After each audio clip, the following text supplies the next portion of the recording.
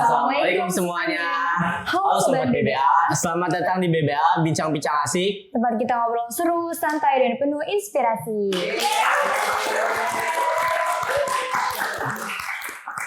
Perkenalkan, nama aku Zul Arfad Sudraja. Aku Syawal Nailatu Farda. Pada BBA kali ini kita akan membahas tema tentang Maulid Nabi Muhammad SAW. Kira-kira pada penasaran gak nih siapa ya bintang tamu pada kesempatan kali ini? Nah, jadi langsung saja kita sambut bintang tamu kita pada BBA kali ini, Pembina Irma SMK Citra Negara. Bangun Wak Salim.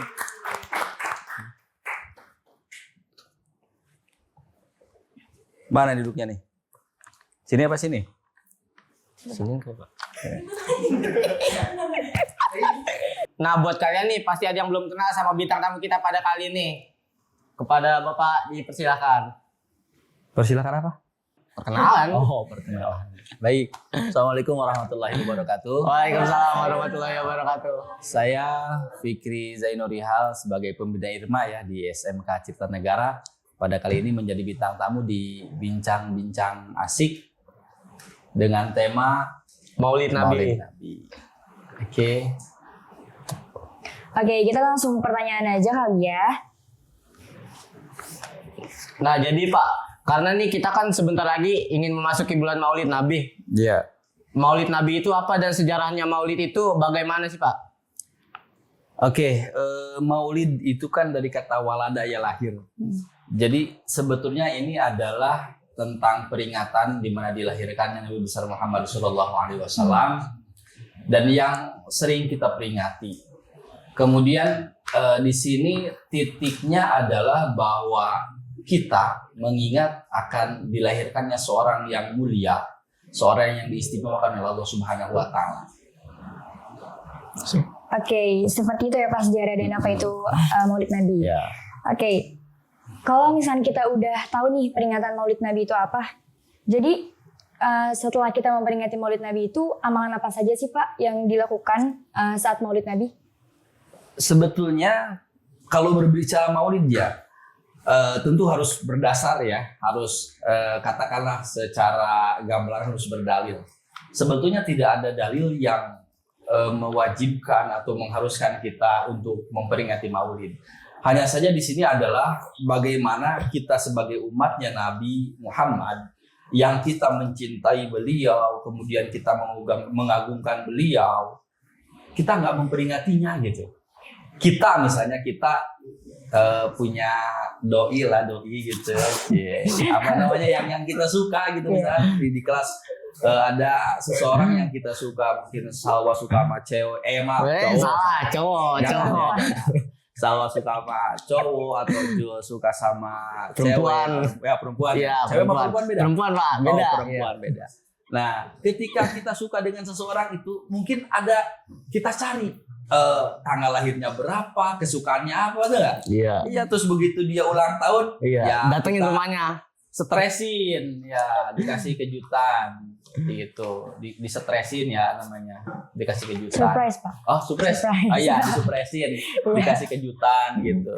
Nah, begitu dikasih kejutan kan dia senang, gitu kan. Selamat ulang tahun. Nah, itu kan memperingati. Nah, apa bedanya kita dengan baginda Rasul yang memang kita mencintai Rasulullah, kemudian kita mengagungkan di acara kelahirannya.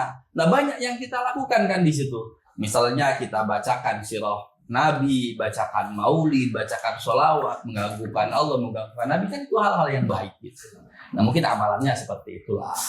Nah, tapi ini Pak, kalau di bulan Maulid ini ada tradisi khusus yang biasa dilakukan atau kita dianjurkan melakukannya. Kayak contohnya seperti bulan Ramadan kita kan ada tradisi pawai obor, sholat tarawih atau ibadah-ibadah lainnya. Kalau di bulan Maulid ini ada tradisi apa sih Pak?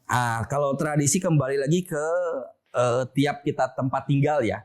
Kalau kita berbicara Indonesia, tempat tinggal kita, negara Depok lah, negara Depok, negara kita, kota Depok. Nah, kita ketika datangnya bulan Maulid kita sudah ada perayaan.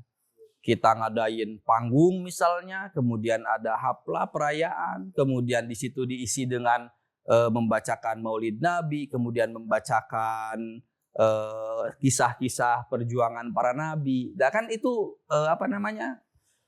tradisi ya. Kemudian dipakaikan hadroh ataupun rebana kalau ibu-ibu, nah itu tradisi. Tapi terlepas dari itu juga banyak mungkin saudara-saudara kita yang di luaran sana di daerah-daerah yang bukan Indonesia ada juga peringatan semacam itu, namun kan berbeda cara memperingatinya. Ada misalnya dengan kebulian, ya kan? Kemudian ada dengan kendurian kalau di Malaysia, Filipina kendurian itu sama juga Maulid kan. Kalau kenjambuan ada Pak? Kenjambuan apa tuh kenjambuan? Kan kendurian, kenjambuan. Ya bisa aja sih ada gitu. Nah itu adalah tradisi gitu kan. Nah lepas dari tradisi ini apa sih maknanya yang kita ambil dari tradisi ini kan? Di samping menghidupkan budaya lokal kita, kemudian membangkitkan giroh kecintaan kita terhadap Nabi, juga kan mempersatukan umat lewat ukhuwah. Nah disinilah peran Maulid Nabi itu sangat penting. Itu. Tapi ini Pak, kan di Muslim itu kan ada berbeda-beda jenis, kayak ada Nahdlatul Ulama, Muhammadiyah. Ada juga orang yang bilang kalau Maulid itu bid'ah. Nah, pandangan Bapak menurut kata bid'ah itu seperti apa Pak? Kalau pandangan saya sih tetap lurus ke depan ya. Iya, saya juga Pak melek. Nah, pandangan kalau menurut saya pribadi ada itu kan organisasi masyarakat ya. Iya. Nah, terlepas daripada itu, ketika kita berbicara Maulid ini bid'ah, kita tinggal ambil garis lurus. Kalau misalkan saya pribadi, saya lebih memegang kepada Imam Syafi'i daripada megang ketika ada ormas besar, misalnya mohon maaf saya sebutkan merek Nahdlatul Ulama, kemudian Muhammadiyah, Wasatoniyah, misalnya Al-Wasliyah dan lain sebagainya. Saya lebih bisa memegang, kita pegang saya megang Imam kertas, Syafi'i. Kamu pegang kertas ya. Saya pegang baju dah. Lebih baik kita pegang Imam Syafi'i. Imam Syafi'i mengatakan bahwa bid'ah itu kan kita bisa bagi. Ada yang bid'ah yang hasanah, ada bid'ah yang dolalah. Seperti apa bid'ah yang hasanah? Memang tidak ada tuntunannya dari Nabi, tetapi kan itu buat kebaikan kita. Bisa berdampak baik untuk kita. Nah kenapa nggak kita laksanakan? Ya, oke Pak. Untuk misalkan nih kita udah memperingati Maulid Nabi, terus Bapak juga ikut serta misalkan. Nah terus itu tuh menurut Bapak pandangan peringatan Maulid Nabi itu seperti apa sih Pak? Yang pertama, Maulid ini adalah untuk mengingatkan kita terhadap baginda Rasul. Nah, dulu pun sempat terjadi ya, saya flashback ke belakang sebentar, tadi sudah dipotong pertanyaannya, padahal saya mau cerita lagi, tadi udah dipotong lagi pertanyaannya. Nah, dulu flashback ke belakang itu sebelum adanya peringatan Maulid kan nggak pernah diadakan. Iya. Gitu. Jadi ketika Nabi wafat, ada sahabat. Sahabat masih ingat wajahnya Rasul seperti apa, peringainya Rasul seperti apa, kemudian akhlaknya Rasul seperti, karena masih berjumpa dengan Rasul. Kemudian sahabat meninggal, ada tabiin, masih bisa mendengar dari cerita sahabat. Ibaratnya kamu punya ayah kan? Punya apa? Nah ayah kamu pasti punya, pernah lihat kakek nggak? Pernah. Nah yang nggak pernah lihat apa? Uyut. Nah kakek kamu pasti bercerita, Jul, uyut kamu itu seperti ini, berarti kan cerita. Tapi kamu kan nggak pernah ketemu uyut kamu. Begitu juga dengan para tabiin, kita buat bercerita, kemudian atba'at tabiin sampai kepada kita. Nah, sampai kepada satu saat di mana Islam itu butuh seorang sosok yang perlu menobrak semangat juangnya. Nah, disitulah sosok Rasulullah dibangkitkan. Maksudnya dibangkitkan sejarahnya. Nah, disinilah manfaatnya adalah pertama ketika diperingati giroh semangatnya besar. Oh, orang yang kita cintai, orang yang kita banggakan, yang menjadi uswah untuk kita itu seperti ini ternyata Rasulullah. Jadi cerita-cerita dari riwayat-riwayat yang diutarakan oleh para sahabat, para tabiin gitu. Karena itu diulas kembali. Nah, kemudian lahirlah namanya peringatan Maulid. Sebetulnya kalau kita tarik garis lurus, Rasul pernah memperingati Maulid? Pernah. Di mana? Ketika Rasul halakoh, duduk bersama para sahabat, ada sahabat yang bertanya, "Ya Rasulullah, coba ceritakan tentang kelahiranmu," ya gitu kan? Ya Rasulullah, coba ceritakan tentang kelahiranku. Nah, kelahiranku ini seperti ini, seperti ini. Nah, gitu bercerita Rasul tentang kelahirannya. Bukankah itu memperingati kan? Memperingati Maulid. Cuman tidak ada perayaan. Nah, sekarang ada perayaan. Ya dulu juga bisa aja ada perayaan. Masang tenda, masang sound. Cuman kan dulu nggak ada sound, nggak ada tenda. Iya. Atau kita misalkan di dalam musola, di dalam masjid, bisa aja kita mengadakan peringatan Maulid kan. Para jamaah kita duduk sebentar untuk membacakan Maulid Nabi, untuk mengingat kelahiran Nabi Muhammad SAW. Kan bisa kan? Namanya peringatan bukan? Ingatan. Peringatan, tapi kan bukan perayaan. Masa iya di masjid pasang tenda kan nggak mungkin.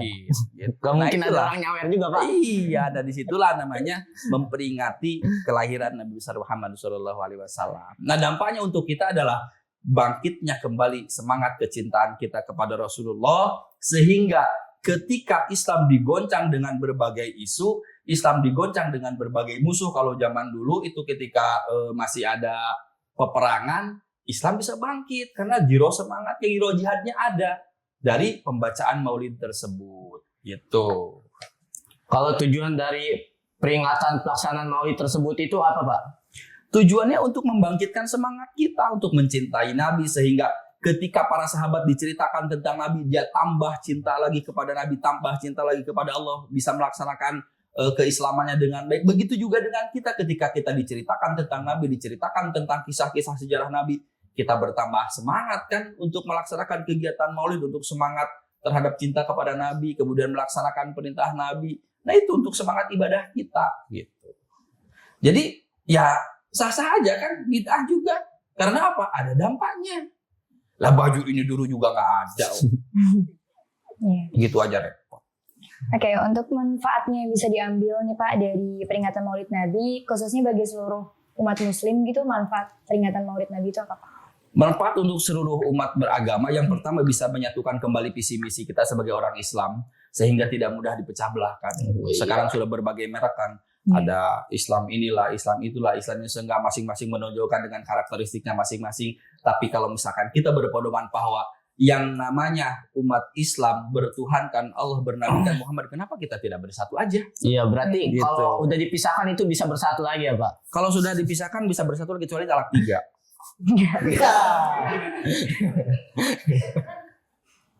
Nah, iya. Kalau maulid Nabi itu mengapa kita harus peringati gitu Pak? Kalau Maulid Nabi kenapa harus kita peringati? Ya orang tahun kita ngapain dirayain? Iya. Gitu. Kita aja dirayain, apalagi Nabi orangnya mulia. Ingat, Iya, benar. kita aja orang yang biasa. Nabi misalnya kita akan mengadakan perayaan ulang tahun kan, kita ngundang teman biar rame kan. Nah, apa salahnya kita merayakan peringatan Maulid yang orang yang kita cintai, orang yang kita agungkan gitu. Tolak pikirnya ke situ aja, kita bermain logika aja.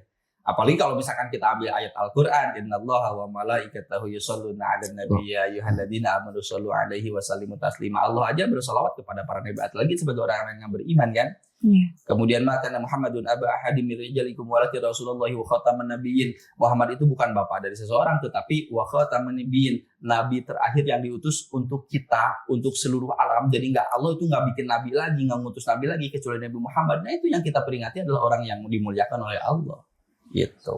Oke, untuk pesan atau kesan yang bisa dipelajari kalau misalnya kita habis memperingati Maulid Nabi, ada nggak Pak pelajaran yang bisa kita ambil?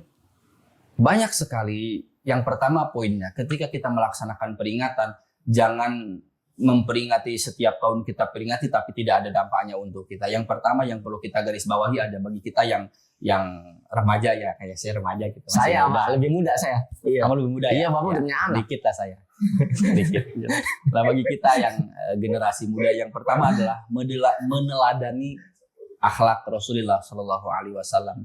Innama bu'istu liutammima makarimal akhlak. Aku tidak diutus ke muka bumi ini selain untuk menyempurnakan akhlak. Nah, sekarang dekadensi semula kembali lagi. Kita bisa lihat generasi remaja kita ada minuman keras, kemudian berjudi, kemudian judi online, Iya, main slot ya. Iya. Nah, Enggak, bukan judi saya. online, kemudian Bukan saya Pak, admin aja saya Pak. Iya. judi online, kemudian pergaulan bebas. Nah, itu kan udah kembali lagi ke dekadensi moral jahiliyah, di mana orangnya tidak terdidik. Jahiliyah itu bukan bodoh, tetapi terpuruk dari dekadensi moralnya. Sekarang kembali seperti itu. Ada judi, ada perzinahan, mabuk-mabukan keras. Nah, kita memperingati Maulidur Rasul ini adalah untuk mengembalikan kembali dekadensi moral kita menjadi insanul kamil, manusia yang sempurna, manusia yang baik. Karena kita sudah diciptakan oleh Allah sempurna, fi ahsani taqwim, maka kita kembalikan marwah kita sebagai makhluk yang sempurna, makhluk yang dimuliakan oleh Allah. Hindari seperti itu. Nah, Nabi mencontohkan beginilah akhlak Rasul ketika dibacakan kan di dalam Saya ambil satu bait misalnya di Maulid Al-Barjanji, wa kana sallallahu alaihi wasallam syadidal haya'i wa tawadu, misalnya Nabi Muhammad itu sangat tawadu, yaksipuna ala wa yarkau sauba wa yahul busata fi khidmati bi ahlihi bi siratin sariyah. Nabi itu menjahit pakaiannya sendiri gitu kan. Ada istrinya nggak pernah nyuruh. Saya sama tukang jahit Pak, Pakaiannya bayar sendiri. Ya dulu kan kagak ada tukang jahit. Iya. Nabi jahit sendiri pakaiannya. Kemudian kalau misalkan Nabi menginginkan sesuatu, dia nggak pernah memberi tetapi menanyakan terlebih dahulu. Kan itu sifat-sifat Rasul yang baik, yang kemudian harus kita tiru sebagai generasi muda yang sekarang akhlaknya sudah terkikis, kemudian pergaulannya juga sudah nggak tanggung-tanggung lagi, remaja. Nah, makanya ketika ada peringatan itu di satu sekolah kan bisa diaplikasikan bahwa ini adalah untuk memfilter atau untuk memperbaiki dekadensi akhlak kita. Gitu.